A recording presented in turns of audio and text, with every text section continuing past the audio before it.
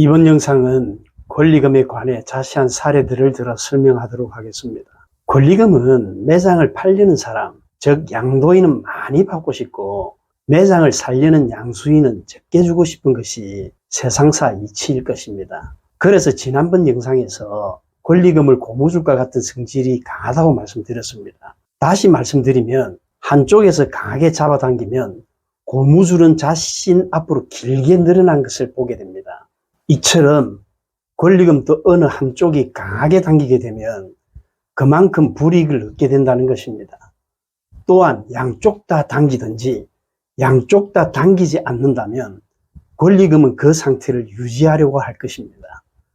따라서 자신이 생각하는 것보다 기대 이상의 권리금 성과를 가지고 오려면 혹은 이런 불이익을 얻지 않으려면 권리금 산정 방법과 협상 방법에 대해 잘 알아야 할 것입니다. 지난번 영상에서는 권리금은 영업권리금, 시설권리금, 바닥권리금으로 나뉜다고 설명했습니다. 필자의 경우 실제 현장에서는 바닥권리금은 인정하지 않고 시설권리금과 영업권리금만 인정한다고 했습니다. 본론으로 들어가서 권리금 산정 방법 중 손익계산 방법과 권리금 협상 방법에 대해 말씀드리겠습니다. 권리금 산정 방법에는 여러 가지가 있지만 그 중에서도 실제 권리금 산정할 때는 가장 많이 활용하는 것이 매장의 손익계산서를 확인하는 방법입니다. 그렇다면 손익계산서의 구성과 계정 과목은 어떠한 것들이 있는지 알아야 합니다. 우선 손익계산을 하기 위해서는 이에 관한 기본적인 계산 공식부터 알아야 합니다. 손익계산서 구성은 다음과 같은 계정 과목으로 이루어져 있습니다. 매출액, 매출원가, 매출총이익, 판매관리비, 영업이익, 영업의 수익, 비용, 경상이익, 세금과 감가상각비, 순이익입니다. 이러한 손익계산 구성과 계정 과목이 왜 중요하냐면 권리금 산정뿐만 아니라 월 예상 매출과 손익분기점을 도출하기 위한 바탕이 되기 때문입니다. 화면을 보시면 매출액에서 매출원가를 빼면 매출 총이익이 나오고 매출 총이익에서 판매관리비를 빼면 영업이익이 나옵니다. 그리고 영업이익에서 영업의 수익을 더하거나 영업의 비용을 빼면 경상이익이 됩니다. 사실 경상이익까지만이라도 계산할 수 있다면 장사 혹은 사업하기에 큰 어려움이 없을 것으로 보입니다. 마지막으로 경상이익에서 세금, 감가상각비 등을 빼야 순이익이 나옵니다. 따라서 사업자가 한 달 동안 영업에서 돈을 벌었다고 말해야 하는 부분이 바로 순이익입니다. 이러한 손익계산 구성과 계정 과목을 잘 알지 못해서 앞으로는 돈을 번 것 같지만 실상은 돈을 벌기는 고사하고 돈을 까먹는 일들이 빈번하게 일어나는 것입니다. 왜 이런 일이 일어나는지 한번 알아봅시다. 지난번 영상에서 예고한 것처럼 3회에 걸쳐 삼겹살 전문점과 설렁탕 전문점 그리고 햄버거 전문점의 손익계산서에 관해 말씀드리고자 합니다. 첫 번째로 삼겹살 전문점의 손익계산서에 관해 말씀드리겠습니다. 이 영상에서의 삼겹살 전문점은 프랜차이즈 매장이 아닌 개인 독립 매장인 자료임을 미리 알려드립니다. 삼겹살 전문점의 매출액은 한 달 동안 매장에서 벌어들인 총수익을 말하는데 제품과 상품을 판매하고 얻은 대가를 말합니다. 즉 삼겹살 메뉴와 주류 및 음료 등을 판 금액을 말합니다. 매출 원가는 그 삼겹살을 만드는 데 들어간 재료비와 주류 음료 등을 매입하는 상품비를 말합니다. 판매관리비는 삼겹살 전문점을 운영하고 유지하는 데 들어가는 비용을 말하는데 대표적인 것이 인건비, 임차료이며 지급수수료, 수도, 전기, 가스, 복리후생비, 보험료, 교통비, 통신비, 차량 유지비 등입니다. 이 부분에서 계정 과목을 얼마나 세분화하고 얼마나 많이 집어넣느냐에 따라 나가는 돈을 정확하게 파악할 수 있습니다. 또한 영업의 비용은 대출 혹은 융자에 대한 이자 비용을 말하고 영업의 수익은 매장에서 창출하는 매출과 관계없는 수입이라 생각하시면 됩니다. 특히 손익계산서에서 관심 가지고 봐야 할 부분이 바로 감가상각비인데, 이 부분이 바로 권리금을 산정하는데 직접적인 영향을 미치는 과목입니다. 감가상각비는 거의 대다수 5년으로 기간을 정하는 것이 일반적입니다. 필자가 점포 개발 시 출점 타당성 분석할 때도 5년을 적용합니다. 심지어 아주 보수적으로 출점 타당성 분석할 때는 3년을 적용하여 장업자금 회수 기간으로 설정하기도 합니다. 그리고 감가상각비 과목은 크게 세 가지로 나누는데, 권리금, 인테리어 등 시설비, 주방 기물과 비품 등으로 매출액 대비 월 4%의 정률제로 3개의 통장에 각각 적립하게 됩니다. 실제 삼겹살 전문점의 손익계산서를 보며 설명하도록 하겠습니다. 이 매장은 경기도 수원시 소재의 37평 매장에 임대보증금 1억 원, 월세 900만 원, 권리금 1억 원, 인테리어 및 주방 기물 등 시설비 1억 5천만 원 등 총 창업비용 3억 7천만 원을 투입했습니다. 다행히 권리금 1억 원을 지급해서도 아주 잘 선택한 사례로 여겨집니다.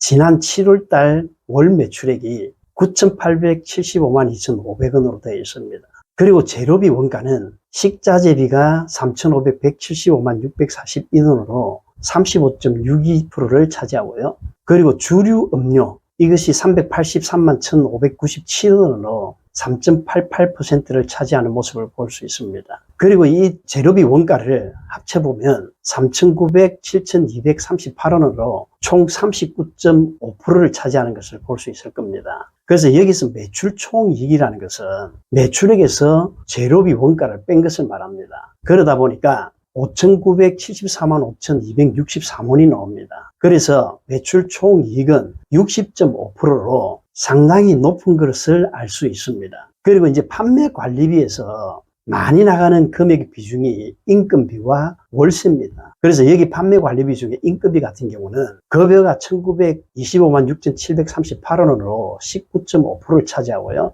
여기에는 본인 인건비 300만 원과 직원 5명의 급여가 포함이 되어 있는 금액입니다. 그리고 임금 같은 경우는 우리가 이제 쉽게 말하면 알바라든가 파출이라든지 이런 부분을 얘기를 하는데요. 그리고 임금 같은 경우는 523만 3,883원으로 5.3% 정도를 차지하고요.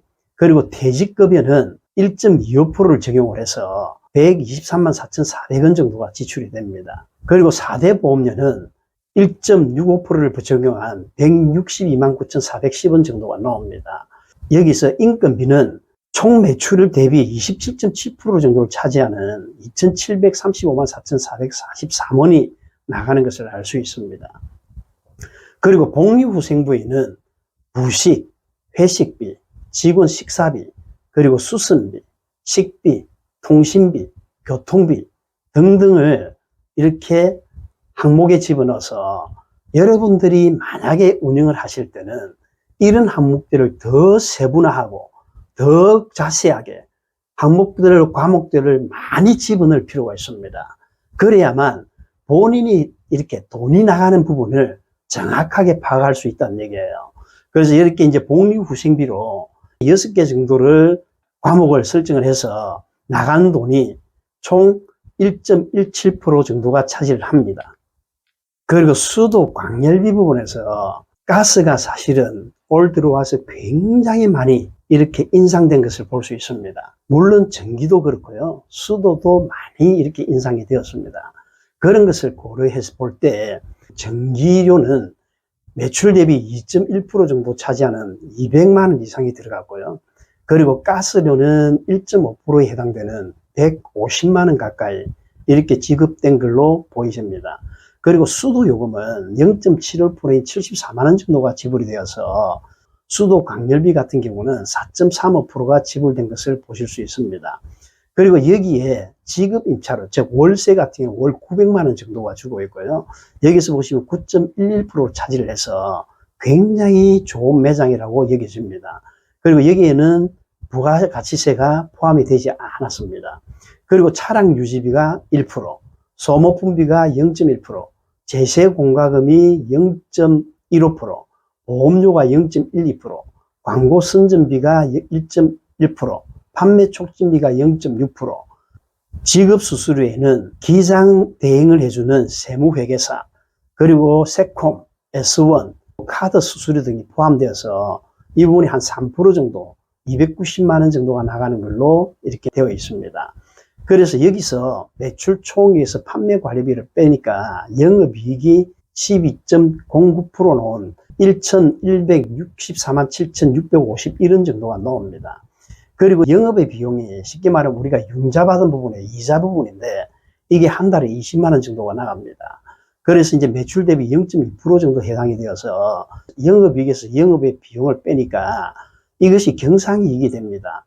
경상이익이 11.89%에 해당되는 1,164만 7,651원이 나오고요. 여기서 이제 세금 6.5%, 즉 640만 원 정도, 그리고 감가상각비 4%, 총 395만 원 정도를 빼니까 순이익이 107만 8천 정도가 나오는 것을 보실 수 있습니다.